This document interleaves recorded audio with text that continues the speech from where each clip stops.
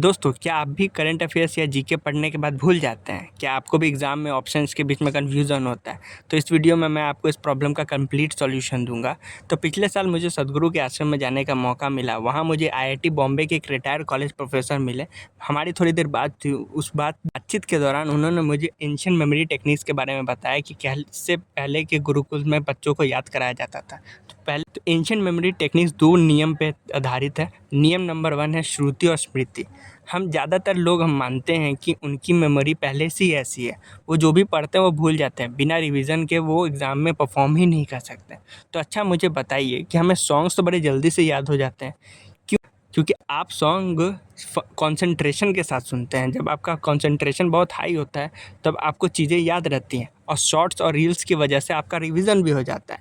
श्रुति और स्मृति भी यही तकनीक का इस्तेमाल करते हैं। आप देखेंगे कि श्रुति और स्मृति में पुराने समय में लोग सिर्फ मंत्र पढ़ते नहीं थे, बल्कि सब मिलकर हैंड और हेड के इस्तेमाल करके साथ में मंत्रों का जाप करते थे।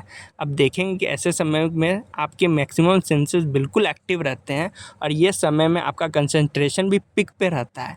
मेमोरी सिर्फ एक जगह स्टोर नहीं होती दोस्तों, अलग अलग सेंसेस की मेमोरी अलग अलग जगह स्टोर करती है। तो नेक्स्ट टाइम अगर आपको कोई चीज़ याद करनी हो तो उसे श्रुति और स्मृति के तरीके से ही याद करें।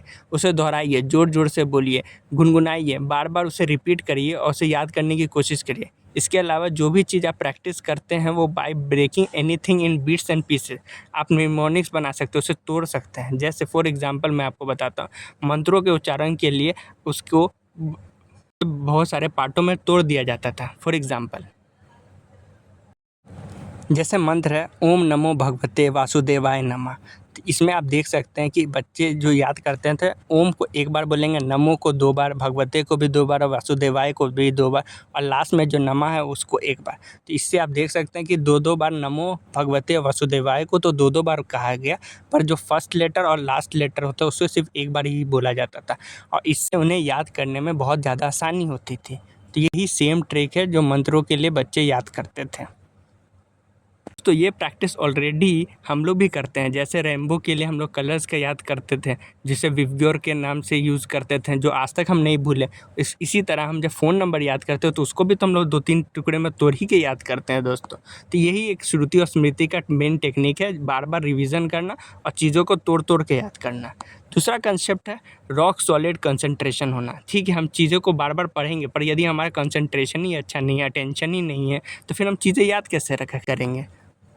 तो पहले की प्रैक्टिस थी मॉन्क फोकस। जैसे उस समय में सबसे इम्पॉर्टेंट और कॉमन प्रैक्टिस होती थी कंसंट्रेशन को बढ़ाना। बेसिकली वहाँ क्या जाता था कि स्टूडेंट्स को एक ही समय मल्टीपल टास्क दे दिए जाते थे। तो परफॉर्म करने के लिए बच्चों को एक साथ ही पोएम लिखने भी दे दिया, साथ में मैथ बनाने में दे दिया और साथ में वो किसी मंत्र का जाप करने भी दे दिया। इतना ही नहीं, इन सारे प्रोसेस के बीच में उनका इवोल्यूशन भी किया जाता था लगातार कि उनका कंसंट्रेशन सही है या नहीं। आज भी मॉडर्न डे इंडिया में ऐसे बहुत जगह है जहाँ ये आज भी यूज़ होता है। तो बेसिकली उनके माइंड को ट्रेन किया जाता था कि उनका कंसंट्रेशन बहुत हाई हो जाए।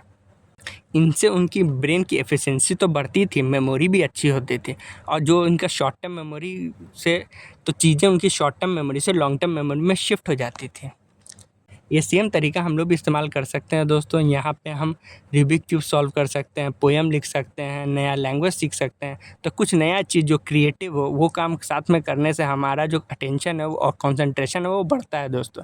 पढ़ाई के समय भी ये चीज़ हमें फ़ायदा ही देगी। और इसका इन सब चीज़ों के साथ एक और चीज़ है जो मैं आपको सच में बताना चाहता हूँ, मेडिटेशन और गुड स्लीप की ज़रूरत। ठीक है, जब हम चीज़ें पढ़ते हैं, याद करते हैं, हम लगातार पढ़ाई कर रहे होते हैं एग्ज़ाम के टाइम में, क्रिएटिव चीज़ों के लिए हमारे पास बहुत ज़्यादा समय नहीं होता, पर हम एक चीज़ तो ज़रूर कर सकते हैं, मेडिटेशन और गुड स्लीप।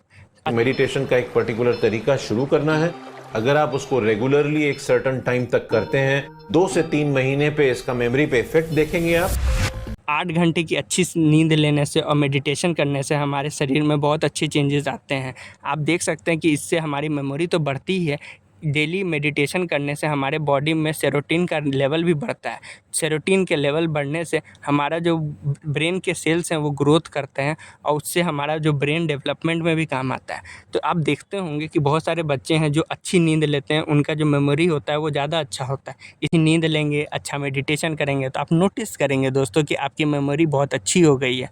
मुझे पूरी उम्मीद है कि आप इसे 1 मंथ के लिए ज़रूर ट्राई करेंगे और खुद इम्प्रूवमेंट देखेंगे।